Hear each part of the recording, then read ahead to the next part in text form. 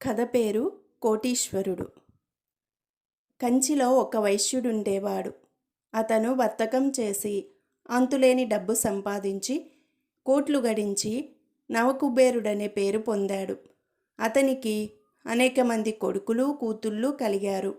అతను వారందరికీ పెళ్ళిళ్ళు చేసి అల్లులను కూడా తన వద్దనే ఉంచుకొని వాళ్ళకు కూడా పనులు కల్పించి తన వర్తక వ్యాపారాలను ఇంకా పెంచుకున్నాడు. కాలక్రమేణా అతని బంధుకోటి పెరిగి అతని ఇల్లు ఒక దివాణంగా మారిపోయింది. బంధువుల మధ్య అతను అత్యంత వైభవంతో జీవిస్తూ రాజయోగంగా అనుభవించాడు. అయితే నవకుబేరుడు తన ఇల్లు దాటితే పరమలోభి. అతను దానధర్మాల కింద కానీ తీర్థయాత్రలకు కానీ దేవుడి పేరు చెప్పి కానీ ఏనాడు చిల్లి గవ్వ ఖర్చు పెట్టి ఎరగడు. ఇలా ఉండగా ఒకనాడు నవకుబేరుడి ఇంటి ముందు ఒక బైరాగి వచ్చి నిలబడి తనకు ఆ పూట భోజనం పెట్టించమన్నాడు. పోరా దొంగ వెధవ, నువ్వెక్కడి నుంచి ఊడిపడ్డావు అని నవకుబేరుడు చీదరించుకున్నాడు. నేను దొంగనైతే బిచ్చమెత్తుకునే కర్మేమిటి అన్నాడు బైరాగి. ఇద్దరికీ కొంచెం సేపు వాదన జరిగిన మీదట ఆ బైరాగి తన కాలం వృధా చేస్తున్నాడని కోపం వచ్చి నవకుబేరుడు అతన్ని తన నౌకర్ల చేత బయటికి గెంటించాడు.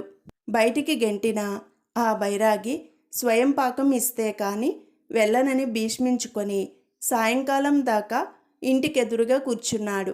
నువ్విక్కడే చచ్చినప్పటికీ నేను స్వయం పాకం ఇవ్వను. ఎంతకాలం కూర్చుంటావో కూర్చో అన్నాడు నవకుబేరుడు. ఆ బైరాగి 3 పగళ్ళు 3 రాత్రులు వీధి వాకిలికెదురుగా అలాగే కూర్చున్నాడు. ఆ బైరాగి శపిస్తాడేమోనని ఆప్తులు నవకుబేరుడితో అన్నారు. కానీ అతను భయపడలేదు. వీధి తలుపు మోయించి మరొక దారిన రాకపోకలు ఏర్పాటు చేసుకున్నాడు. కొన్ని రోజులు అవతల చూస్తే బైరాగి ఎటో వెళ్ళిపోయాడు. తానొక ఘన విజయం సాధించినట్టు నవకుబేరుడు సంతోషించాడు. కానీ వీధి వాకిలి తెరిచిన మర్నాడే మళ్ళీ బైరాగి ప్రత్యక్షమయ్యాడు.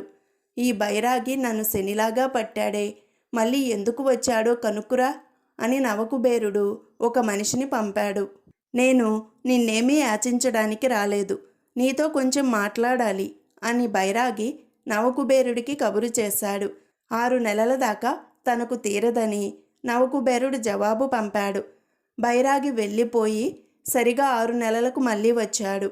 నవకుబేరుడు మరికొన్ని వాయిదాలు వేశాడు. బైరాగి ఎంతో ఓపికగా వాయిదా నాటికి వస్తూ వచ్చాడు. ఇలా ఏడాది గడిచింది. ఆ బైరాగి చెప్పేది తాను వినక తప్పదనుకొని చివరకు నవకుబేరుడు అతన్ని పిలిపించాడు.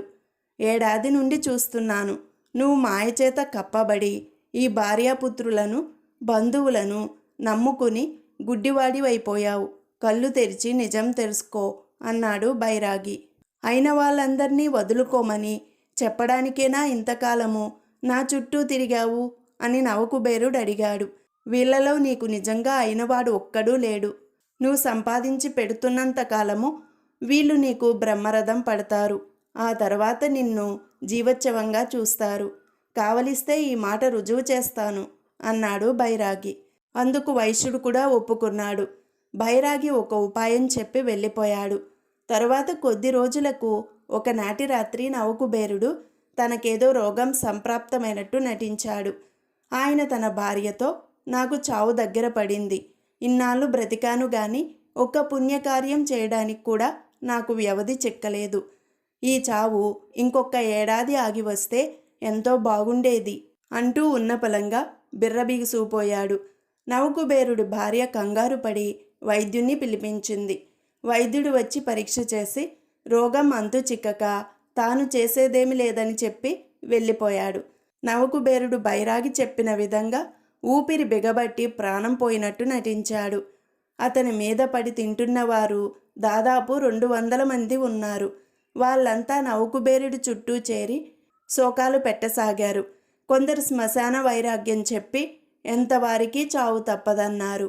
సరిగా అదే సమయానికి బైరాగి ఒక లోటాలో పాలు తీసుకొని అక్కడికి వచ్చి అందర్నీ ఊరుకోమని సైగ చేసి, ఈ చచ్చిపోయిన మనిషిని బ్రతికించుకోవాలని మీలో ఎవరికైనా కోరిక ఉన్నట్టయితే చెప్పండి, ఇదిగో సిద్ధౌషధం అన్నాడు. నవకుబేరుడు భార్య మొదలైన వాళ్ళు ఆ బైరాగి కాళ్ళ మీద పడి, బాబూ రక్షించండి, మీరేం కోరితే అది ఇస్తాం, ఆయనకు ఆ సిద్ధౌషధం ఇచ్చి బ్రతికించండి అని ప్రాధేయపడ్డారు. దానికి ఆ బైరాగి, వెర్రివాళ్ళలారా, ఎంత సిద్ధౌషధమైనా ఆయువు ముడిన వారికి ఆయుర్దాయం ఇవ్వగలదా?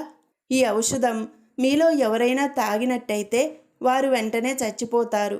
వారి ఆయుష్ ఎంతో ఈ చనిపోయిన మనిషి కొంతకాలం బ్రతుకుతాడు. ఇతనికి తమ ఆయువునివ్వడానికి సిద్ధంగా ఉన్న వాళ్ళు ముందుకు వచ్చి ఈ ఔషధం తీసుకొని తాగేయండి, అతను బ్రతుకుతాడు అన్నాడు. ఎవరూ పలకలేదు. కొంచెం సేపు చూసి బైరాగి, ఎవరూ ఈ మనిషి కోసం చావరా అని అడిగాడు. జవాబు లేదు. అయ్యో, ఈ మనిషి తన జీవితమంతా వీళ్ళందర్నీ సుఖపెట్టడానికి ధారపోసి పరలోకంలో సుఖపడడానికి ఒక్క పుణ్యకార్యమైన చేయకుండా చనిపోయాడే, ఒక్కరైనా అతని కోసం తమ ప్రాణాలనివ్వకుండా ఉన్నారే అన్నాడు బైరాగి. స్వామి కళ్ళు తెరుచుకున్నాయి అంటూ నవకుబేరుడు లేచి కూర్చున్నాడు. అందరూ నిర్ఘాంతపోయి నిశ్చేష్టులయ్యారు. ఆ తరువాత నవకుబేరుడు పనికిమాలిన తన బంధువులందర్నీ వెళ్ళకొట్టి తనకు గల అంతులేని సంపదను దాన ధర్మాలకు వినియోగిస్తూ వర్తకమంతా కొడుకుల పరం చేసి పవిత్రమైన జీవితం గడిపాడు.